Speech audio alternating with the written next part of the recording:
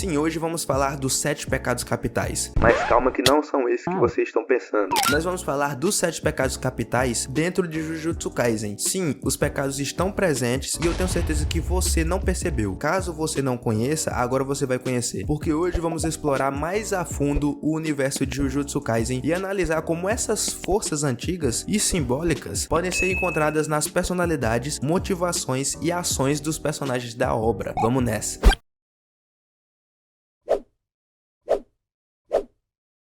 Todo mundo sabe que Jujutsu Kaisen é uma história que se passa em um mundo onde criaturas amaldiçoadas e maldições existem. Essas maldições são geradas a partir dos sentimentos humanos. Os seres humanos emitem tanto energias positivas quanto negativas, sendo as negativas originadas de emoções como raiva, inveja, medo e tristeza. Em algumas situações, essas energias negativas podem se materializar em formas de maldições. Essas maldições são classificadas em níveis, sendo o nível 4 o mais fraco até chegar no nível 1, que representa a maldição mais perigosa. Além disso, também existem as maldições especiais, que são um nível acima das mais fortes e exigem a intervenção de feiticeiros experientes para serem exorcizadas. E aproveitando que eu falei deles, os feiticeiros Jujutsu são os encarregados de finalizar essas maldições. Assim como as maldições, os feiticeiros são categorizados em diferentes classes numeradas de 1 a 4, sendo o nível 4 o mais fraco e o nível 1 o mais poderoso. Existe ainda uma classe especial reservada apenas para os feiticeiros mais excepcionais, no qual se destaca ele, Satoru Gojo. E é interessante citar o Gojo, pois ele é de cara o pecado mais fácil de perceber assim que você começa a acompanhar a obra. Logo no primeiro capítulo, Gojo representa o pecado do orgulho, que alguns consideram o pior de todos. O orgulho é definido como um amor excessivo pela própria excelência, uma pessoa que pensa mais em si mesma do que deveria. E obviamente o personagem que representa perfeitamente esse pecado é nada menos que Satoru Gojo. Foi literalmente afirmado que o nascimento de Gojo mudou o balanceamento de todo o mundo Jujutsu, devido aos seus dons que lhe deram uma grande vantagem comparada aos outros feiticeiros. Apenas o seu melhor amigo, Geto, foi capaz de acompanhá-lo, mas não muito tempo depois, Gojo permaneceu como o único no topo. Naturalmente, poderíamos dizer que Gojo desenvolveria uma complexidade de Deus, certo? E foi exatamente isso que aconteceu. Gojo tornou-se excessivamente confiante em suas habilidades, e é claro, muito orgulhoso. Gojo nunca hesitaria em contar aos seus oponentes o quanto ele é mais forte. Quem tá acompanhando só o anime não sabe, mas quem leu o mangá sabe que as palavras de Gojo voltaram contra ele, e como o seu orgulho foi prejudicado após a sua luta com um personagem que representa perfeitamente o pecado da ganância. A ganância é definida como o desejo egoísta de ter mais de algo, especialmente poder ou dinheiro. O personagem que representa perfeitamente este pecado é ninguém menos que Sukuna. Sukuna existiu ao longo de eras ao se transformar em um objeto amaldiçoado após a morte, um estado em que dividiu seu poder em 20 dedos indestrutíveis. Quando Yuji Itadori consumiu um de seus dedos, Sukuna voltou à vida, e foi então que aprendemos sobre sua personalidade fria e gananciosa. Sukuna é egoísta, sem coração, imoral, sádico e muito ganancioso. Ele é altamente inteligente, manipulador e está disposto a matar qualquer pessoa que fique em seu caminho. Devido ao seu imenso poder, ele raramente se preocupa com as consequências de suas ações, mesmo que isso afete seu hospedeiro. Ele frequentemente provocava Yuji Itadori, por exemplo. Sua ganância por poder é uma das forças motrizes por trás de suas ações, semelhante à força motriz por trás do personagem que representa perfeitamente o pecado da luxúria. A luxúria que é definida como um desejo desordenado ao prazer sexual. E o personagem que representa perfeitamente esse pecado é ninguém menos que Mei Mei, uma feiticeira grau 1 que trabalha de forma independente e apenas em troca de dinheiro. O valor do dinheiro é a coisa mais importante para ela. Ela se considera sempre do lado do dinheiro e não se levanta da cama de graça. Isso pode até parecer ganância, mas Mei Mei é uma mulher rica, sem preocupações financeiras. Na minha percepção, ela se encaixa mais em luxúria também por causa da sua hipersensualidade e dos seus trejeitos. E pra mim, a luxúria ficou mais clara ainda quando Mei Mei foi desenhada nua com dinheiro na boca na capa do volume 12 do mangá de Jujutsu Kaisen. Isso pode parecer exagerado, mas Mei Mei pode ter uma relação psicológica com o dinheiro. Embora essa relação possa parecer meia louca, o que é, está longe de ser tão louca quanto o personagem que representa perfeitamente o pecado da gula. A gula é definido como o consumo excessivo de alguma coisa, ao ponto do desperdício. E pra mim, o personagem que representa perfeitamente isso Jujutsu em Jujutsu Kaisen é nada mais que Jiro Awasaka. Esse personagem é um velho malvado, egoísta e que deseja viver sempre de acordo com suas próprias regras. Ele acreditava que era seu trabalho matar pessoas e seu dever entender o corpo humano. Awasaka não matava suas vítimas de forma limpa. Matar era o seu trabalho e ele desfrutava disso de uma maneira incessante, muito mais do que o necessário, entre aspas. Então, por conta disso, eu acho sim que ele se encaixa no pecado da gula. Por mais que ele não necessariamente fosse viciado em comida, ele era viciado em uma coisa: tirar vida das outras pessoas era uma coisa que alimentava o ser dele. Passando agora pro pecado da preguiça, bem, eu nem precisava resumir, mas preguiça é simplesmente definida como a falta de esforço físico ou espiritual para fazer qualquer coisa. O personagem que representa perfeitamente esse pecado é nada mais nada menos que Kusakabe. Desde o início, Kusakabe parecia ser um indivíduo temeroso, focado unicamente em sua própria autopreservação como prioridade máxima, proposto a sempre se enganar para salvar a própria pele, como mostrado durante o arco do incidente de Shibuya, onde ele mentiu repetidamente pro Panda para manter ele por perto. Ele queria ficar longe de onde Gojo estava selado, para evitar conflitos com as maldições especiais poderosas. Por conta desse medo, Kusakabe não mostrava iniciativa para mudar e escolhia permanecer em seu estado de medo. No entanto, ele possui um lado corajoso e altruísta, como foi visto duas vezes. A primeira no fim do arco de Shibuya, ao proteger Miwa do Maximum Uzumaki de Kenjaku, e a segunda é justamente na luta contra Sukuna, já perto no final da obra. Também é seguro dizer que Kusakabe ajudaria quando necessário, e ele demonstrou ter conhecimentos proficientes em Jujutsu. E ele demonstrou seu conhecimento em Jujutsu, principalmente em domínio simples. Pode-se dizer que a preguiça camuflada de medo que Kusakabe tinha era um fator crucial para nerfar o próprio personagem, até que no final ele deixou isso de lado quando ele viu que ele estava sem saída. E aí ele foi de F, né? Infelizmente. Agora vamos falar de um personagem não tão altruísta assim e que representa perfeitamente o pecado da inveja. A inveja que é definida como querer algo que outra pessoa tem. E um personagem que representa perfeitamente esse pecado é ninguém menos que Naoya Zenin. Naoya era o filho mais novo de Naobito Zenin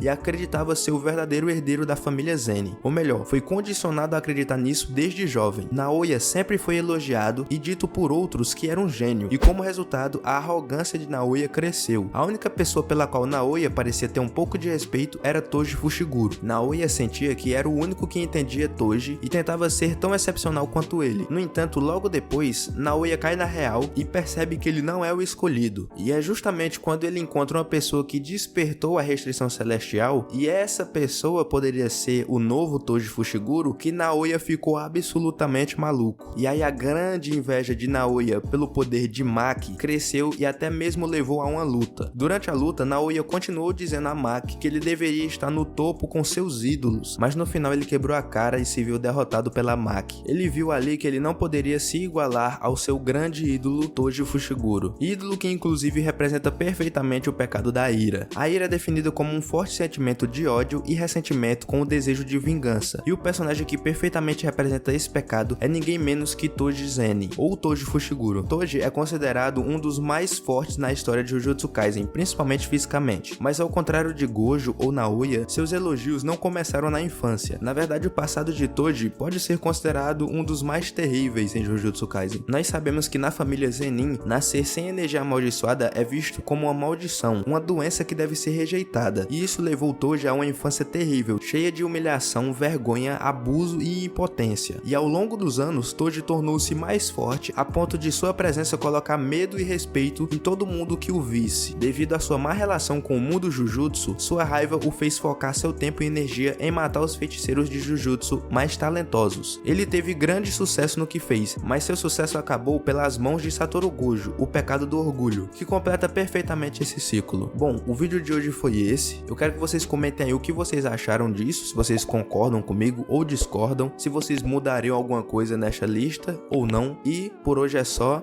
até o próximo vídeo, tchau!